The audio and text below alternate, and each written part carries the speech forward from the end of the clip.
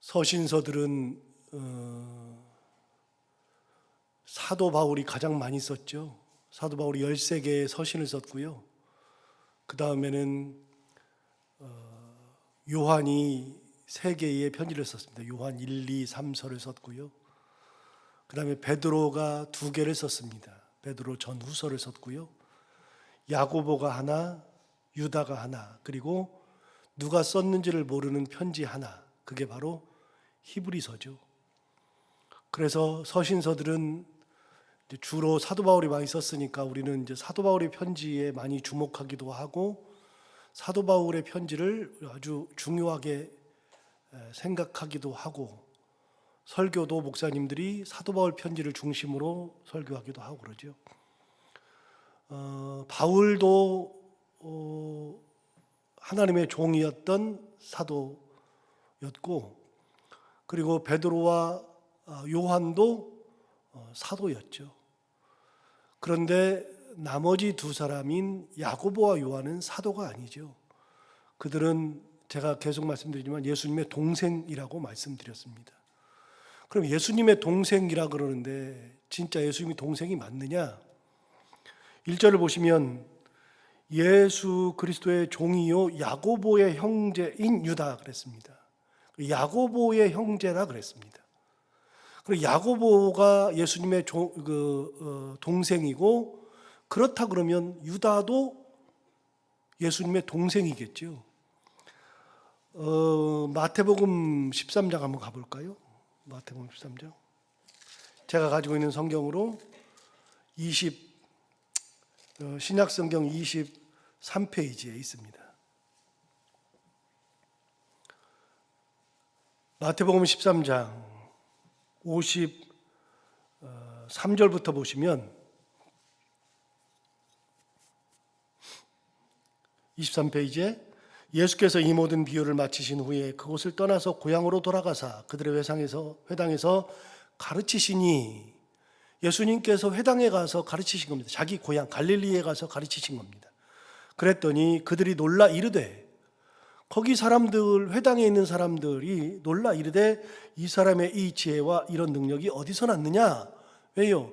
예수님이 고향에 갔으니까 아버지가 누군지 다 알잖아요. 아버지는 목수잖아요. 엄마는 마리아고 다 알죠. 예수님의 가문에 대해서 다 알잖아요. 예수님이 어떻게 자랐는지 다 알잖아요. 고향에 가서 가르치시니까 깜짝 놀란 겁니다. 이 지혜가 어디서 났지? 예수가 이렇게 지혜가 많았어? 그러면서 깜짝 놀란 겁니다. 55절 보시면 이는 그 목수의 아들이 아니냐, 목수인 요셉. 그러면서 뭐라 그러냐면 그 어머니는 마리아, 그 형제들은 누구요? 야고보, 2번째 요셉, 3번째 시몬, 4번째 유다라 하지 않느냐.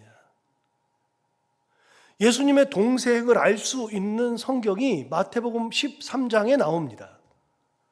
남동생들이 몇 명이요? 4명이요. 예수님의 남동생들이 4입니다. 그게 야고보, 요셉, 시몬, 유다. 그리고 56절에 보시면 그 누이들은 다 우리와 함께 있지 아니하냐. 누이들은 몇 명입니까? 모릅니다. 모르지만 누이들은 우리와 함께 있다 하는 것으로 봐서는 자기의 여동생들이 있었다. 몇 명인지 모르는 여동생들이 있었다. 남동생은 몇 명인 줄 안다. 4명이요. 야고보, 요셉, 시몬, 유다. 이거를 누가 얘기한 거예요? 갈릴리 사람들이 얘기한 거예요. 갈릴리 사람들이. 예수님께서 비유를 하시고 고향 회당에서 가서 가르치니까 예수님이 잘한 것을 다 봤던 그들이 이렇게 똑똑해졌어? 이렇게 지혜가 많아? 야, 그거 언제 그렇게 지혜가 많아졌어? 하면서 아니, 목수 아들 아니야? 엄마는 마리아잖아. 그 동생들은 야고보, 요셉, 시몬, 유다 4이 있잖아. 누나들은, 여동생들은 우리랑 같이 있잖아. 그러면서 얘기하는 장면이 나옵니다. 이거는 예수님이 말한 게 아니라 그 동네 사람들이 얘기해 준 겁니다. 자, 예수님 이제 본문으로 돌아가면 됩니다. 예수님의 동생들, 남동생들이 몇이라고요? 넷이라고요. 그러니까 새벽기도 설교만 잘 들어도 성경 공부가 저절로 되는 거 다 아시잖아요. 남동생들이 넷인데 순서대로 하면 첫 번째는 야고보, 두 번째 예수님의 아버지 이름인 요셉, 예수님의 첫 번째 제자인 시몬, 그리고 유다. 넷이에요. 그 넷인데 어제도 말씀드렸고 야고보서 할 때도 말씀드린 것처럼 야고보라는 이름이 몇 명 있다고요? 3명 있다고요. 3명. 3명이 있는데 그 3명 중에 첫 번째는 둘은 예수님의 제자들입니다. 예수님의 12제자를 첫 글자만으로 제가 기억하는데 어떻게 되냐면 보세요. 배안야, 그 야의 야, 요빌바 도마야. 그래서 야, 9번째 다시 가는 과련유다거든요.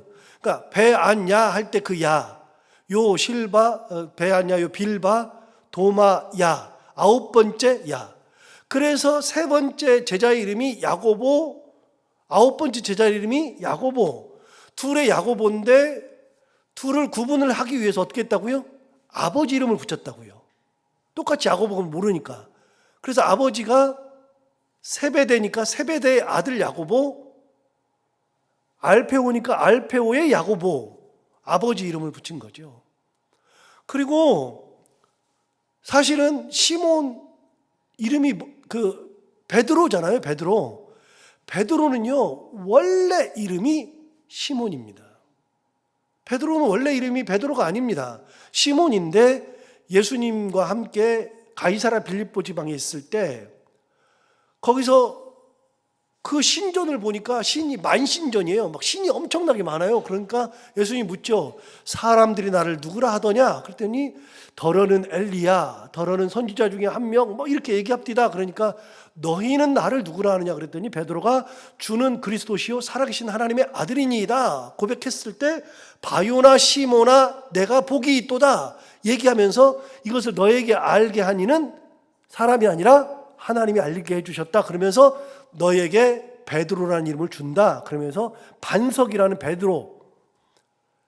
베드로가 페트라거든요. 페트라. 우리 저기 요르단 갔을 때 페트라 갔잖아요. 페트라라고 하는 데가 완전히 바위산이잖아요. 그 페트라가 베드로가 되는 거거든요. 그러니까 여러분 원래 베드로 이름은 베드로가 아니라 시몬이거든요. 그런데 아까 본 것처럼 베안야요 빌바 도마 야다 시 할 때 시몬이 있거든요. 근데 시몬이 있는데 베드로 원래 이름이 시몬이지만 베드로라고 했기 때문에 아버지를 넣을 필요가 없는 거예요. 그냥 베드로고 시몬이고. 다른 이름은 겹치는 이름이 없으니까 아버지 이름을 넣지 않아요. 그러나 야고보만 이름이 겹치니까 아버지의 이름으로 구분하는 겁니다. 그래서 세베대의 아들 야고보, 알페오의 야고보 해놓고서 그 둘을 아버지 이름을 안 붙이려고 그냥 어떻게 했다고요? 큰 야고보, 작은 야고보. 성경에 그렇게 나오잖아요. 그 둘이 나오는데 이 앞에 있는 세베대의 아들 야고보는 사도행전 12장에서 죽었다 그랬잖아요. 헤롯이 죽였잖아요. 그래서 사도 중에 가장 먼저 순교했기 때문에 예수님의 수제자 3명 중에 베드로, 야고보, 요한 할 때 그 야고보와 요한은 형제지간이잖아요. 그 중에서 야고보가 가장 먼저 죽었으니까 야고보 한 명은 사라졌어요. 성경에서 그때 사라지고요. 뒤에 나오는 9번째 알페오의 아들 야고보는 이름도 없고 빛도 없고 그 다음부터는 성경에 아예 안 나와요. 그럼 나머지 한 명은 누구예요? 예수님의 동생 4명. 야고보, 요셉, 시몬, 유다 중에 첫 번째 동생인 야고보. 그래서 그 야고보가 혼자만 남아요. 그래서 그 야고보는 예루살렘 교회의 수장이라고 그랬잖아요. 그래서 사도행전 15장에 예루살렘 회의할 때 모든 것을 정리했던 사람이 야고보. 그리고 사도 바울이 3차 선교여행 마치고 예루살렘에서 잡혀 죽게 되었을 때 안 잡히게 하려고 야 네가 할래? 그거 네가 막 하지 못하게 하고 네가 율법을 어긴 게 아니라는 것을 보여줘. 그러면서 예루살렘에 도착하자마자 가장 먼저 사도 바울이 찾아갔던 사람이 야고보에게 가서 먼저 인사부터 해주었습니다. 왜냐하면 야고보가 예루살렘 교회 수장이니까. 그러니까 성경을 읽다 보면 모르면 왜 15장에서 베드로가 이야기한 다음에 야고보가 왜 모든 것을 정리할까 굉장히 궁금하거든요. 왜냐하면 예루살렘 교회 모든 교회의 수장이니까. 그만큼 야고보는 예루살렘에 있어서 중요한 역할을 감당했던 예수님의 동생이었습니다. 그 야고보의 네 번째, 야고보, 시몬, 그리고 요셉, 시몬, 그리고 마지막으로 유다. 그 유다는 누구 형제입니까?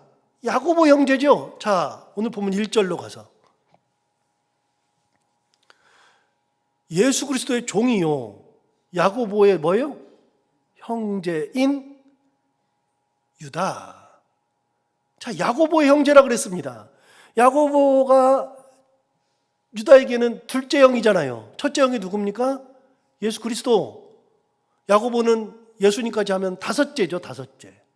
막내죠, 막내. 그러니까 이렇게 이야기하는 겁니다. 야고보의 형제라고 이야기합니다. 그래서 우리가 아는 겁니다. 이 유다가 성경에서는 가룟 유다인데 가룟 유다는 이미 죽었고요. 유다가 누구야? 자기를 정확하게 얘기한 거죠. 야고보의 형제다.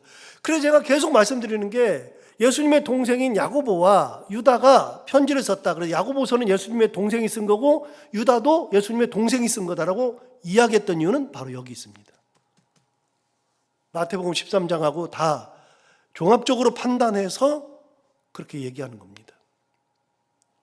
자, 그렇게 예수님의 동생인데 뭐라고 하냐면 1절을 보시면 예수 그리스도의 종이요 그랬습니다. 여러분, 이 편지를 받는 사람들이 유다가 누군지를 알거든요. 그러면 이렇게 얘기하죠. 예수님의 동생 나 유다는 이러면 되잖아요. 그런데 여기서 잠깐 야고보서 한번 가볼까요? 야고보서 1장 어디 있냐면 조금만 가시면 돼요. 제가 가진 성경으로 371페이지. 앞으로 조금만 가세요. 많이 가시면 안 돼요. 371페이지. 야고보서 1장. 야고보서 1장에 의하면 뭐라고 하냐면 야고보가 예수님의 동생이잖아요. 근데 야고보가 뭐라고 쓰냐면 하나님과 주 예수 그리스도의 종이랍니다. 야고보도 난 예수님의 동생이라고 안 하고요. 하나님과 예수 그리스도의 뭐라고요? 종이라 그랬습니다. 야고보가 종이라 그랬는데 오늘 본문에 보면 유다가 뭐라고 인사합니까? 자기를 뭐라고 소개합니까? 예수 그리스도의 종이라고 설명합니다. 그 말은 뭐죠? 여러분, 유다나 야고보나 동생을 하면 권위가 확 서잖아요. 예수 믿는 사람들의 공동체니까요. 나 예수의 동생이야. 그러면 권위가 확 살죠. 그런데 야고보나 유다는 동생이라는 표현을 절대로 하지 않습니다. 뭐라 그래요? 예수 그리스도의 종이다. 과거에 이 동생들은 예수 그리스도를 비난했었습니다. 엄청나게 비난했었습니다. 그러나 예수님의 동생들 야고보와 유다마저도 그거를 내세운 적이 없습니다. 여러분, 예수님의 동생이 무슨 의미가 있습니까? 지금 아까 말씀드렸어요. 예루살렘 교회의 수장이 누구라고요? 야고보. 예수님의 첫 번째 동생 야고보가 예루살렘 교회의 수장입니다. 대단한 겁니다. 왜냐하면 사도들이 그렇게 많은데요. 어떻게 예수님의 동생이 그렇게 되었을까? 아무리 생각해도요. 여러분, 사도 외에 이렇게 지도자가 되는 사람들이 흔하겠습니까? 그것도 예루살렘 교회의 수장인데 어떻게 되겠습니까? 왜 되겠습니까? 가만히 생각해 보면 답이 나오잖아요. 야고보가 사도들보다 뛰어나지는 않잖아요. 그런데 왜 예루살렘 교회의 수장이 됐을까? 예수님 동생이니까 그 프리미엄이 작용한 겁니다. 그러니까 사람들은 딱 보면 알아요. 야고보를 딱 보면 예수님의 동생이라는 걸 다 알아요. 그러니까 대접하는 거죠. 여러분, 예수님의 어머니 마리아, 우리는요 마리아를 그냥 마리아 그러고 말아요. 예수님 어머니 마리아 그러고 말지만요. 천주교는요 마리아 그러면은 최고입니다. 마리아를 숭배합니다. 어느 정도로 숭배하느냐? 마리아가 죄가 없다까지도 나옵니다. 마리아 숭배설, 마리아 무호설. 그래가지고 마리아가 죄가 없다는 거, 무호라는 겁니다. 왜요? 예수님의 어머니니까. 천주교는요, 지금도 은총이신 마리아여 그러면서 기도합니다. 마리아에게 기도하는 게 엄청 많습니다. 여러분, 천주교는 지금도 마리아가 굉장히 귀중합니다. 왜요? 예수님의 어머니니까. 그럼 예수님의 동생은요, 당대의 사람들은요, 예수님의 동생들에 대해서도 그렇게 대접했었습니다. 그러니까 예루살렘 교회의 수장이 됐겠죠. 그러면 사람들에게 얘기할 때 나 예수의 동생이야, 우리 예수님 동생이야 그러면 권위가 확 살잖아요. 그런데 이들은 그런 소리를 해본 적이 없습니다. 뭐라 그럽니까? 예수 그리스도의 뭐라고요? 종이라고요. 종이라고요. 종은 주인이 있는 겁니다. 내 주인이 누구냐? 여기 나오잖아요. 나의 주인은 예수 그리스도. 종은 주인이 반드시 있습니다. 그러나 내 주인은 예수 그리스도. 여러분, 아무리 뛰어난 사람도 예수님과 어깨를 나란히 할 수 없습니다. 그래서 가끔 웃겨요. 목사들 중에서 진짜 웃기는 사람들 많아요. 제가 뭐 대단한 양 호들갑을 떠는 거 보면 진짜 웃기지도 않아요. 뭘 대단해요? 전부 다 예수 그리스도께서 세우신 예수님의 종이죠. 그래서 우리가 기도할 때 이렇게 기도하는 분들이 있어요. 요즘은 이제 우리 교회는 그런 거 거의 없지만 옛날에 저 어렸을 때는요, 이렇게 막 기도했어요. 뭐라고 기도했냐면, 예수 그리스도의 종, 우리 종 목사님 그랬거든요. 목사님을 종이라고 그랬어요. 맞는 표현이에요. 딱 맞는 표현. 그렇게 기도하는 거 맞아요. 그리고 그게 맞아요. 근데 어떤 목사님 그러시더라고요. 그 하나님의 종이지 여러분들이 그렇게 목사를 종이라고 부르면 안 된다. 이렇게 말하는데 여러분들은 목사를 사자라고 불러야 된다. 이렇게 말씀하시더라고요. 그래서 그때는 그게 맞는 줄 알았어요. 그랬더니 지금 보니까요. 아니요. 종이라 그래도 돼요. 예수님의 종 맞죠. 우리는요. 다 예수 그리스도의 종이에요. 아무리 뛰어난 사람도 종이에요. 동생들도 종이라고요. 놀라운 거는요. 사도 바울은 끊임없이 종이랬어요. 사도 바울은. 베드로도 종이래요. 사도 요한도 종이래요. 모든 사람은 예수 그리스도의 종이요 하나님의 종이라고 얘기했어요. 여기 이게 우리의 정체성이에요. 이게 어느 누구도 종의 위치에서 벗어날 필요가 없어요. 그런데 당시의 종은 어떤 거라고요? 당시의 종은 우리가 생각하듯이 저 사람은 종이야. 우리 다 종의 개념을 아니까요. 그러나 당시의 종은요, 우리가 생각하는 그 정도의 종이 아닙니다. 왜냐하면 종은 인권이 없습니다. 인권이. 종은 재산입니다. 내가 돈을 주고 사는 겁니다. 때려도 되고, 굶겨도 되고, 죽여도 괜찮습니다. 죽으면 어떤 일이 벌어져요? 내 재산이 없어진 거예요. 내 재산이. 어느 누구도 그 종을 죽였다고 잡아가지 않아요. 지금이야 뭐 그런 게 있지만 옛날은 그렇지 않아요. 그러니까 엄청나게 때리고, 그리고 그 종들이 자기 종 여자랑 결혼해가지고서 애를 낳으면 그 아이도 내 재산이에요. 그게 종이에요. 그런데 이 시대의 사람들이 다 알고 있는 종의 개념을 가지고서 뭐라 그래요? 내가 예수 그리스도의 종이다라고 얘기했어요. 이게 그리스도인들의 정체성이에요. 우리의 정체성이 뭐냐? 우리는 하나님으로부터 부르심 받은 예수 그리스도의 종이다. 참 대단하죠? 자, 1절 다시 보시면 예수 그리스도의 종이요. 야고보의 형제인 유다. 여러분 여기서 왜 야고보의 형제라는 말이 나왔는지 아시겠죠? 이제는 성경을 보면 딱 이해가 될 수 있죠. 야고보의 형제가 왜 나왔어? 도대체 그냥 우리는 넘어가죠. 그냥 쓱쓱 넘어가죠.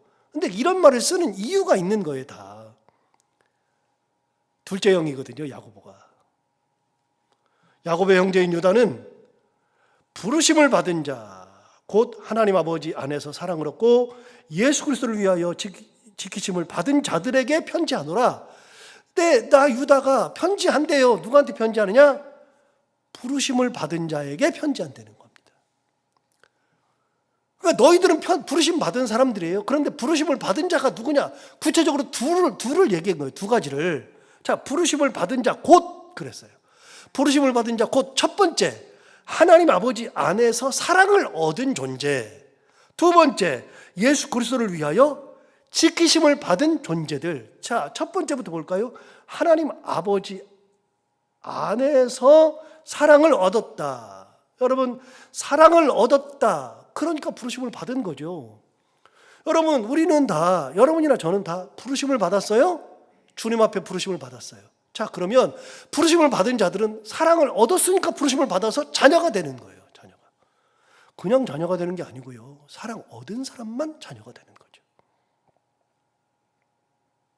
여러분, 우리는 다 부르심을 받아서 자녀가 되는 특권을 가졌어요.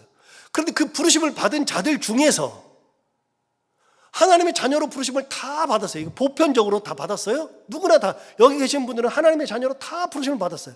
그 자녀들 안에서 다시 또 하나의 택함을 받아서 직분자로 부르심을 받고요.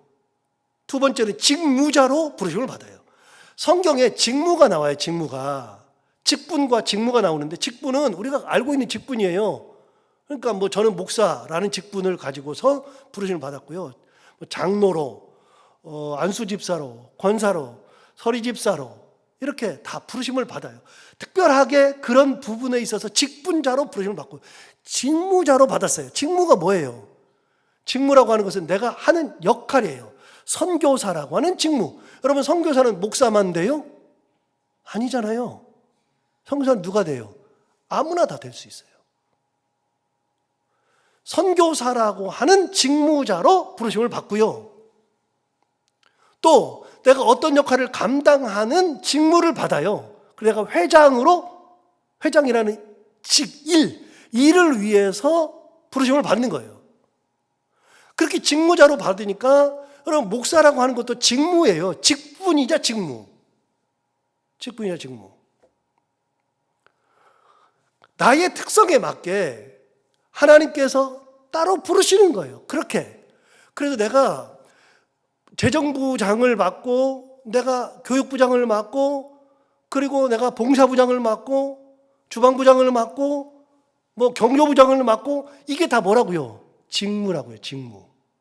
직무자.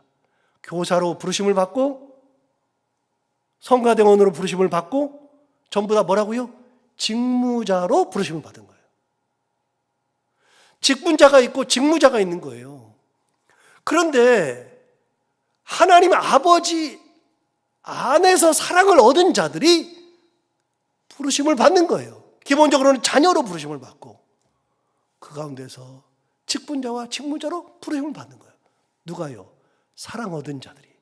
하나님께서 사랑하시는 자들이. 그래서 하나님께서 사랑하시는 선지자들, 왕들, 아브라함과 같은 이들 전부 다 부르심을 받았어요. 여러분, 그런데 부르심에는요, 어떤 원칙이 있는 게 아니에요. 어떤 원칙이 있는 게 아니라 하나님 아버지의 뜻에 의해서 받는 거예요. 여러분, 하나님 아버지의 뜻이 뭐예요? 몰라요. 저는 아브라함 볼 때마다요, 야, 정말 아브라함 하나님 왜 부르셨지? 그런 생각할 때가 있거든요. 여러분, 아브라함을 왜 불렀어요? 성경에 보세요. 성경에서 아브라함을 왜 불렀을까요? 여러분 아세요? 아시면 저 좀 가르쳐 주세요. 아브라함을 부른 이유가 없어요. 제가 보면 아브라함이 학력을 몰라요. 아브라함이 공부를 엄청나게 했으니까 불렀다? 학력이 없어요. 두 번째, 아브라함의 재력이 없어요. 얼마나 부자인지를 몰라요. 그 엄청나게 부자여서 불렀다? 아니, 그런 거 없어요. 아브라함이 뭐 잘생겨서 불렀다? 아브라함이 뭐 대단한 사람이었다? 그런 거 하나도 없어요. 그런데 어느 날 갑자기 창세기 12장에서 하나님이 아브라함에게 나타나 이르시되로 시작하는 거예요. 아무것도 몰라요. 모르는데 부르는 거예요. 다시요. 여러분, 하나님은 왜 다윗을 부르셨을까요? 다윗은 그 형제들이 7이나 있고 자기는 8번째인데 그 아버지마저도 사무엘이 왔을 때 7명은 다 불렀어도 다윗은 부른 적이 없는데 하나님은 왜 굳이 다윗을 불러서 왕으로 삼을까요? 왜 그래요? 가르쳐 줘 봐요. 몰라요. 하나님의 부르심은 몰라요. 원칙이 있는 게 아니에요. 하나님의 부르심. 자, 하나 그럼 또 가요. 여러분, 제가 어떻게 목사로 부르심을 받았어요? 저도 몰라요. 그런데 하나 더 물어봐요. 여러분은 하나님의 자녀로 부르심을 받았어요. 왜요? 뭐가 잘났어요? 여러분, 뭐가 잘났죠?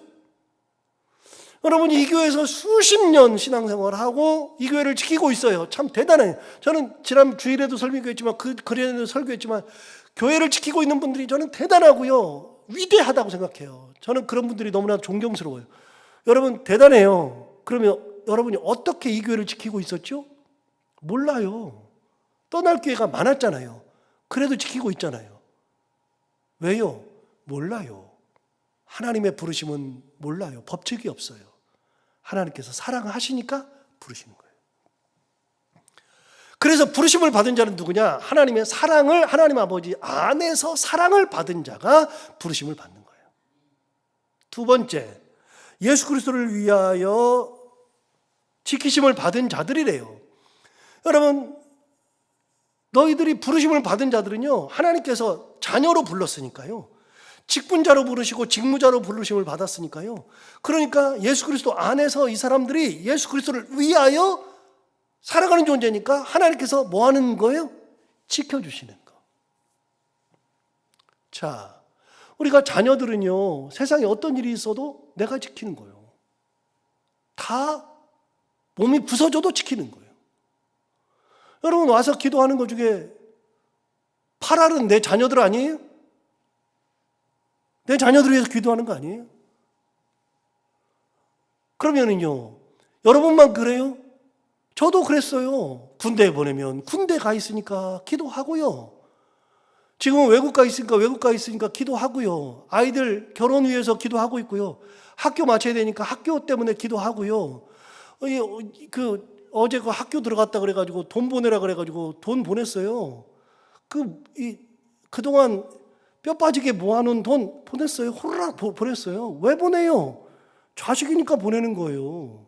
제가 만약에 여러분한테 우리 아이 학비 나왔으니까 학비 좀 주세요 그러면 어느 누가 재산을 툭 털어서 주겠어요? 내 자식이니까 하는 거예요. 그거 다. 여러분, 내 자식은 내가 지키는 거예요. 기도로 내가 할 수 없으니 내 자식 위해서 기도하고요. 내 자식이 사고 치면 사고 수습 내가 다 하고요. 돈이 필요하면 돈을 주고요. 필요하면 다 하는 거예요. 옆집 사람은요, 누구랑 결혼해도 상관없어요. 그러나 내 자식은 결혼할 사람이 데려오면 마음에 안 들으면 안 시키려고 그러고요. 그리고 좀 더 좋은 사람하고 결혼시키려고 하고요. 옆집 사람이 여러분 우리 교회 아이들 결혼하면 왜 그런 애 만났어 그래요? 그러나 내 자식은요, 그런 애를 만나면 안 되고 그런 애는 만나야 되고 내 자식은 내가 지키는 거예요. 내 자식은. 그런 거예요. 그래서 유다가 얘기하잖아요. 부르심을 받은 자는 두 가지 특징이 있다는 거예요. 하나님 아버지의 사랑을 받은 자가 부르심을 받고요. 부르심을 받은 자들은 예수 그리스도를 위하여 지키심을 받은 자들이에요. 우리는 모두 다 누가 지켜요? 하나님이 지켜요. 우리는 하나님이 지키시는 거예요. 유다가 얘기하잖아요. 유다가. 예수님 동생. 그래서 부르심을 받은 너희는 기본적으로 누구냐? 하나님의 사랑을, 하나님 아버지 안에서 사랑을 받은 자들이 너희들이고 예수 그리스도를 위하여서 너희를 지켜주시는, 하나님께서 지켜주시는 은혜가 있는 존재가 너희들이고 그런 너희들에게 내가 편지한다. 그 말이죠. 2절에 긍휼과 평강과 사랑이 너희에게 더욱 많을지어다. 이 얘기는 그냥 넘어가기로 하고요. 그 첫 번째, 그냥 항상 인사하는 거잖아요. 근데 사도 바울과 다른 분들은 대개가 다 은혜와 평강을 얘기하잖아요. 유다는 조금 다른 얘기를 했어요. 긍휼과 평강과 사랑, 이 세 가지를 얘기했어요. 그거는 이제 나중에 시간 되면 또 얘기하기로 하고요. 오늘 유다가 자기의 정체성을 이야기하고 이 편지를 받는 사람들이 누군지에 대해서 설명하는 장면으로 시작합니다. 여러분, 우리는 다 그런 사람이에요. 우리는 다 하나님의 종이기도 하고 하나님으로부터 부르심을 받은, 사랑을 얻고 지키심을 받는 존재인 거. 그거 다시 한번 기억하고 우리가 그 안에서, 예수 그리스도 안에서 살아가는 귀한 신앙생활하는 저희들이 다 되기를 바랍니다. 기도하겠습니다. 하나님 아버지 감사합니다. 오늘도 귀한 말씀으로 은혜 주셔서 감사합니다. 이 말씀 듣고 우리가 또 힘을 내고 하나님 말씀 안에서 굳건하게 살아가기를 원합니다. 하나님 붙들어 주시고 우리의 삶을 온전히 인도해 주시되, 특별히 유다가 그러는 것처럼 자기가 내세울 거 있어도 나는 하나님의 예수 그리스도의 종이라고 이야기했던 것처럼 우리가 더욱 겸손하게 하시고 그 은혜에 감사하게 하시고, 우리가 부르심을 받은 존재라는 거 잊지 않게 하여 주옵시고, 우리가 부르심을 받은 존재라면 하나님 아버지 안에서 사랑을 입은 존재이고 예수 그리스도를 위하여 지키심을 받는 존재인 것을 항상 잊지 않고, 주님께서 나를 부르시고 사랑하시고 지켜주신다는 거, 그 항상 염두에 두고 기쁨 가운데 예수 그리스도와 동행하는 신앙생활하는 우리 모두가 다 되기를 주께서 인도하여 주옵소서. 오늘 하루를 살아갈 때 이 말씀을 기억하며 살게 하여 주옵시고, 해야 되는 것들을 기쁨으로 잘 감당하고 만나는 분들과 함께 웃고 행복한 하루가 되게 하여 주옵소서. 예수님 이름으로 기도하옵나이다.